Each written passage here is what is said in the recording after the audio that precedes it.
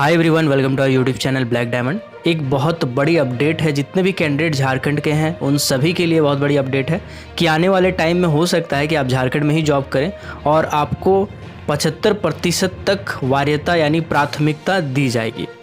इस वीडियो को समझने के लिए कि 20,000 लोगों को कैसे इसमें फ़ायदा हो सकता है, इस वीडियो को लास्ट तक ज़रूर देखिएगा। तो सबसे पहले न्यूज़ पे आते हैं कि न्यूज़ क्या है। तो सरकारी क्षेत्र की आउटसोर्सिंग कंपनियों में 75% लोकल होंगे। निजी क्षेत्रों में 40,000 तक की नौकरी जो लोकल हैं, स्थानीय हैं, उनको दिया जाएगा। एक ऐसा प्रस्ताव रखा गया है राज्य में स्थानीय लोगों को लेकर के। जितना भी प्राइवेट कंपनी है, निजी कंपनी है या आउटसोर्सिंग कंपनी है, उन कंपनियों में 75% जो लोकल हैं यानी जो झारखंड के रहने वाले हैं। इसमें स्पष्ट नहीं किया गया है कि झारखंड में कितने साल से रहने वाले हैं, 10 साल से, 5 साल से, या जो 1968 वाला खतियान वाला चल रहा था, 92 वाला चल रहा था, तो ये स्पष्ट नहीं किया गया है। तो अभी ये कहना मुश्किल है कि लोकल में कौन आएंगे। तो जितने भी लोकल होंगे झारखंड के लोकल रेजिडेंट्स, उनको 75% वरीयता दी जाएगी, प्राथमिकता दी जाएगी। ऐसा एक बिल जो है उसको संशोधन करके पावर समिति ने विधानसभा को भेज दी है। राज्य में अब निजी कंपनी में 40,000 तक की नौकरी के लिए 75% जो लोकल लोग होंगे उनको बहाल करना होगा।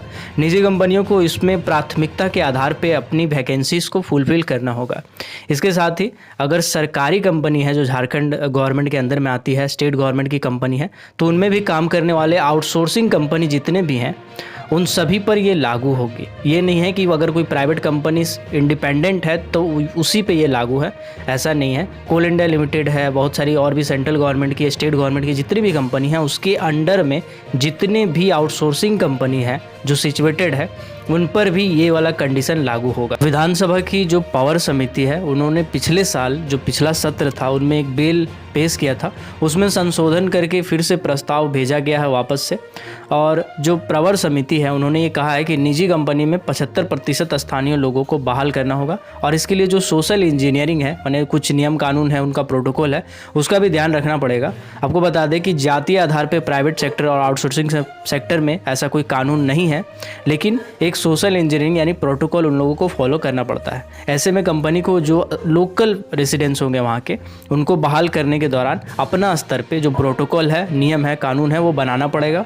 और जो SC है, ST है और OBC वाले वर्ग के कैटेगरी वाले हैं, उनका भी इसमें ख्याल रखना पड़ेगा, प्रोटोकॉल उनके लिए भी बनाना पड़ेगा। और पावर समिति ने ये भी कहा है कि हर डिस्ट्रिक्ट में एक कमेटी बनाई जाएगी जो हर डिस्ट्रिक्ट में ये देखेगी कि ये कानून कितना लेवल तक फॉलो हो पा रहा है, ये कम्प्लीटली फॉलो हो पा रहा है, नहीं हो पा रहा है, और जो फॉलो नहीं कर पाएगी उस पर फिर वापस में एक्शन लिया जाएगा।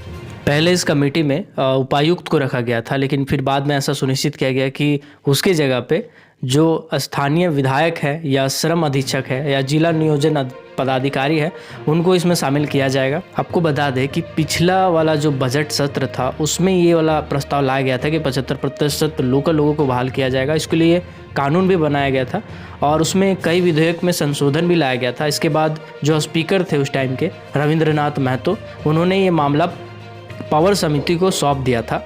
उसके बाद जो बिल श्रम विभाग है उसकी ओर से ये वाला प्रस्ताव लाया गया था और सत्यानंद भोक्ता की अध्यक्षता वाली कमेटी के पास मामला गया था। पावर समिति ने बिल को संशोधन किया है। उसके बाद जितने विधायक हैं जैसे प्रदीप यादव, विनोद सिंह, मथुरा महतो, रामचंद्र चंद्रवंशी, उनको सदस्य नॉमिनेट किया गया था। देन जो बैठक है उसका दौर स्टार्ट हुआ था और संशोधन करने के बाद फिर वापस से इसको रिपोर्ट जो है वो विधानसभा अध्यक्ष को सौंप दी गई है। मतलब आने वाले कुछ टाइम में हो सकता है ये कानून इम्प्लीमेंट हो जाए और ऐसा देखने को भी मिले। तो अब हम आपको बताते हैं कि इस न्यूज़ को मैंने माइनिंग सेक्टर में क्यों इंक्लूड किया है। तो सबसे पहले आपको बता दें कि झारखंड एक ऐसा राज्य है जिसमें भारत का सबसे ज़्यादा कंट्रीब्यूशन करता है कोयले का, सबसे ज़्यादा रिजर्व भी है कोयले का। 20 बिलियन टन तो सिर्फ कोकिंग कोल है। 27% इंडिया का कोयला सिर्फ झारखंड रखता है, रिजर्व करता है। दामोदर रिवर वैली के किनारे जितने भी जगह है, 280 स्क्वायर किलोमीटर में बिटुमिनस कोल वाला जो एरिया है वो फैला है, कोकिंग कोल भी मिलता है। कुल प्रोडक्शन की एरियाज़ की बात करें, लोकेशन की बात करें, तो बहुत से एरिया है, जैसे झरिया है, जामा डोबा है, तीसरा है बलिहारी है, कतरासगढ़ वाला पूरा एरिया है, कुसुंडा एरिया है, गोविंदपुर एरिया है, सिजुआ है, लोयाबाद है, जोरा पोखर है, भागा है, माथाडी, महुदा, धनसार, भूली, मुगमा, बैरमो, बोकारो, चासनाला, पुटकी, रामगढ़, रांची, ये सब जितने इलाके हैं, गोड्डा, चिरकुंडा, सिनीडी, ये सारे इलाकों में कोयला की भरमार है। पूरे के पूरे झारखंड में भरमार है एक्चुअली। और उसमें बहुत से सेंट्रल गवर्नमेंट की जो अलग अलग सब्सिडरी कंपनी है वो ऑपरेट करती है, वो काम करती है। साथ ही साथ कुछ स्टेट गवर्नमेंट की कंपनीज भी काम करती है, कुछ प्राइवेट सेक्टर की कंपनीज भी काम करती है। और उन्हीं सभी कंपनी के अंदर में बहुत सारी आउटसोर्सिंग कंपनीज है। करीबन 200 से ऊपर आउटसोर्सिंग कंपनी है। अगर आप कैलकुलेट करेंगे कि मान लीजिए 75% नहीं दे, उसके जगह पे बहुत कम मात्रा में ही अपॉइंट करे, मान के चलते हैं कि कम से कम 40 से 50 आदमी तो ऑब्वियस ही बात है एक माइंस में होगा ही, अगर 75% निकालेंगे तो अगर मान के चलते सिर्फ 40 से 50 आदमी को ही एक माइंस में ड्यूटी दिया गया है, तो 200 माइंस ही अगर हम जोड़ें आउटसोर्सिंग कंपनीज का, तो 10,000 लोगों को कम से कम कोयला से रोजगार मिलेगा। जी हाँ, सिर्फ कोयला से रोजगार मिलेगा। अगर बाकी और की बात करें, जैसे आयरन ओर के बारे में बता देते हैं, झारखंड में 26% इंडियन रिजर्व का है। कॉपर ओर की बात करें तो 18% इंडियन रिजर्व का है।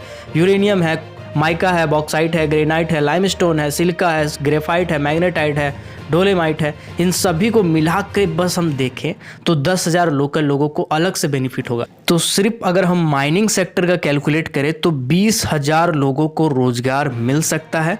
और उनकी जो सैलरी होगी वो 40,000 से कम का सैलरी होगा। मतलब इसका मतलब ये हुआ कि जो लेबर होंगे, वर्कर होंगे, ITI वाले होंगे, डिप्लोमा वाले होंगे, junior engineer, overman, mining sardar, foreman, mining mate blaster, surveyor, ये सभी पोस्ट वालों को फ़ायदा होगा इससे। तो आई होप आपको ये वीडियो समझ में आ गया होगा। अब देखते हैं ये कानून कब तक इम्प्लीमेंट हो पाता है, और अगर इम्प्लीमेंट होता भी है तो ग्राउंड लेवल पे इसका क्या रिपोर्ट रहता है, ग्राउंड लेवल पे कितना फॉलो हो पाता है। तो आपको क्या लगता है इससे रिलेटेड कमेंट आप कमेंट सेक्शन में जरूर कीजिएगा। तो मिलते हैं अगले वीडियो में, तब तक के लिए keep watching, keep supporting, till then जय हिंद।